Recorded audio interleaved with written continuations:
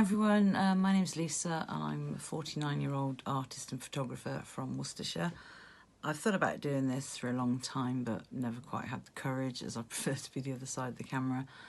But over the last few months, watching and listening to everybody speak their minds, I thought it was about time I did the same. So here I am.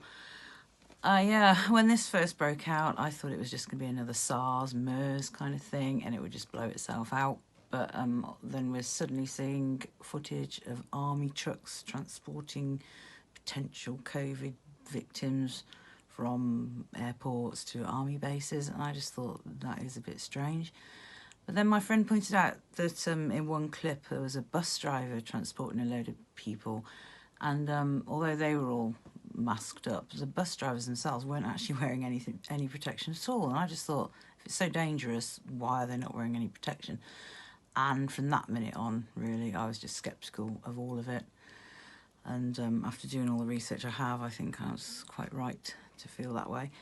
Going back, when in my 20s, I read both 1984 and Brave New World, and those two books, to be quite honest, changed my way of thinking forever. They opened my mind. I was already quite a free-thinking person, a bit of a hippie chick, and those books, as scary as they were, because I knew there was some truth in them, and they opened doors in my mind that have never truly been shut.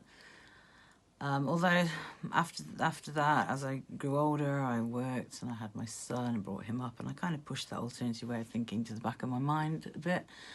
Still a hippie, still like going barefoot, but you know, none of the heavy stuff. And then all of a sudden, we find ourselves in a chapter of 1984 where you're having to wear a mask to go into a shop. And masks, I did buy a mask and it said COVID 1984, keep George Orwell fiction, or make George Orwell fiction again, something like that. And I did wear it a couple of times, and it made me feel slightly better, the fact that I was wearing a mask, but at least I was trying to spread a message. Although, saying that, I don't actually think anybody either A, read it, or B, understood what it meant anyway.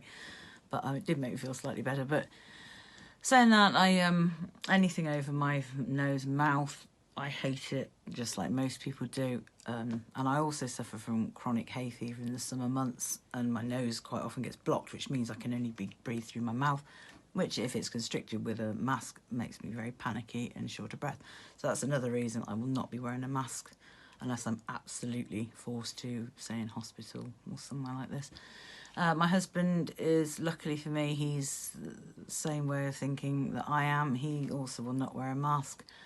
When this broke out and everybody's in lockdown, my husband carried on his company, which was doing some important work. And my work, obviously, as a photographer, dried up completely, but I would go and meet my husband every day. We'd go to the shop every day. We did not stay in. I did not limit myself to one outing a day.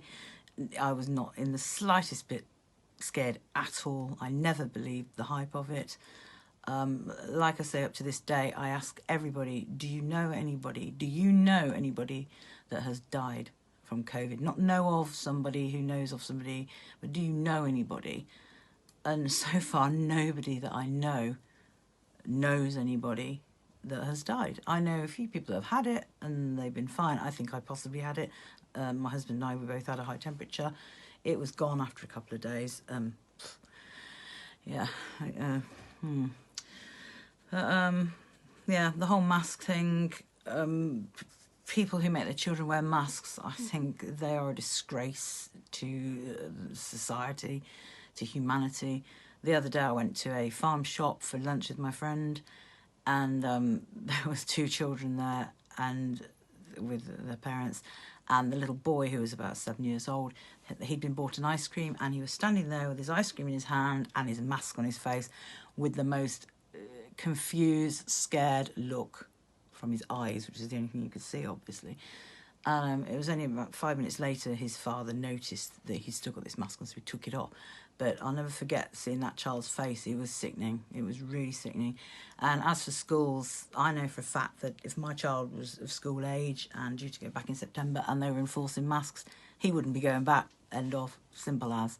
He would be staying at home to be homeschooled.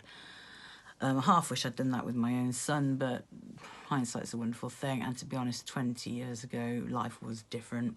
Even though we know we've been programmed from day one to believe everything we're told, everything we read, everything the news tells us. That's another thing. The news, I've not watched any news, haven't watched any news really for a couple of years, but throughout this I've stayed clear of the TV. And when I have caught a glimpse of those daily things that were going on, it freaked me out actually. It was laughable. You could almost see their noses growing in front of your face. But sadly, most people, they believe everything they're told because the government, they have our best interests at heart, don't they? Sadly, a lot of us know that some of the most corrupt and deviant people on this planet have jobs in high places. What can we do about it? Probably nothing. But just keep speaking the truth. I'm lucky. I have a couple of really good friends who are on the same page as me, and we can get together and we can have a good chat. Likewise, my husband, he's amazing. I don't know what I'd have done if my husband had been of an opposite way of thinking throughout all this. I would have really struggled, to be honest. And I do feel sorry for people that are in that dilemma.